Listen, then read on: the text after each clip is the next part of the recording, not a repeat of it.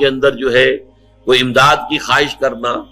جو کہ ہو دنیاوی جو معمولات ہیں، جو عام ہمارے قواعد ہیں، ظاہری مادی اسباب و وسائل کے درجے میں، وہ شرک نہیں ہے۔ میں کسی سے کہتا ہوں مجھے ذرا پانی پلا دو، یہ بھی ایک دعا ہے، استمداد ہے، مدد آپ نے مانگی ہے، اس سے اپنی ایک ضرورت پوری کرنے کے لیے کہا ہے۔ لیکن کیا ہے یہ کہ گھڑا ہے، وہاں رکھا ہوا ہے، وہاں پانی ہے، اس میں سے پانی لائے گا، وہ دے دو۔ جو ظاہری قوانین طبیعہ جو ہے ان کے دائرے کے اندر کوئی دعا، کوئی استمداد، کوئی استعانت، کوئی استغاثہ، اس میں کوئی حرج نہیں۔ غیبی اعتبار سے کسی کے ساتھ بھی کوئی دعا کی جائے گی اللہ کے سوا،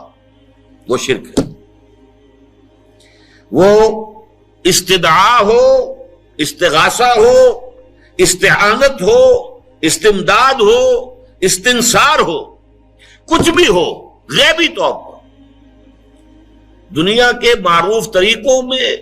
اور جو ہمارے طبعی قوانین ہیں ان کے دائروں کے اندر مدد مانگنا، اس میں قطعاً کوئی شرک نہیں ہے، توحید ہے۔ البتہ اس میں بھی ایک باریک نکتہ ہے۔ ایک بزرگ تھے جو فوت ہو گئے، انہوں نے یہ بات مجھے جس طرح سمجھائی تھی وہ آج بھی میں ان کا مشکور ہوں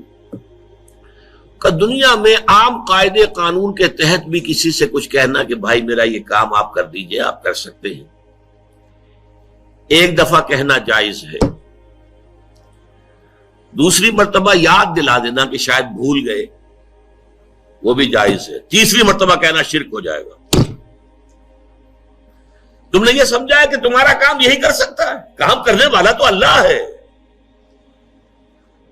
لا فاعل فی الحقیقت ولا مؤثر الا اللہ، حضور نے فرمایا کہ اگر تمہیں جوتا باندھنے کا تسبہ درکار ہو تب بھی اللہ سے مانگو، کسی کے سامنے سوال کا جو ہاتھ جو ہے وہ دراز نہ کرو۔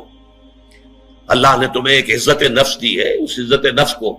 ڈھیلا نہ بناؤ، کسی کے سامنے جو ہے اپنا ہاتھ پھیلا دینا، اپنی عزت نفس جو ہے اس کو ختم کر دینا ہے، مت مانگو کسی سے کچھ۔ لیکن یہ کہ ٹھیک ہے دنیا میں کام چلتا ہے۔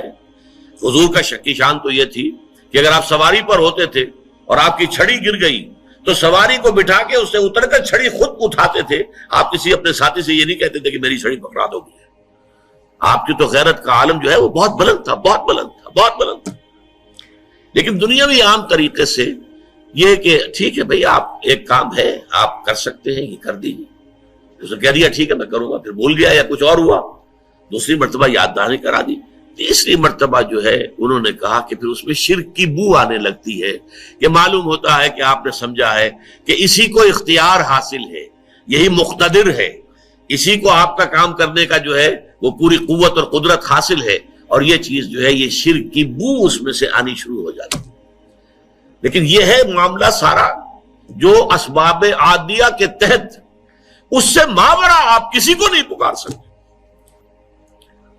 دیکھیے سب سے بات نکتے کی بتا دوں آپ کو، فرشتے کو تو ہم مانتے ہیں نا، حضرت شیخ عبد القادر جیلانی رحمۃ اللہ علیہ کی روح ہے یا نہیں ہے، سنتی ہے نہیں ہے، حاضر ہے کہ نہیں ہے، ناظر ہے کہ نہیں ہے، 100 اختلاف ہو جائیں گے، اختلافات کی تو گنجائش ہے نا۔ فرشتہ ہے یا نہیں ہے، وہ تو فرشتہ تو ہے،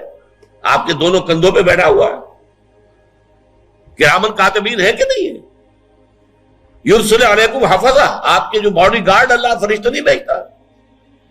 لیکن آپ فرشتے سے بھی نہیں کہہ سکتے کہ میرا یہ کام کرو۔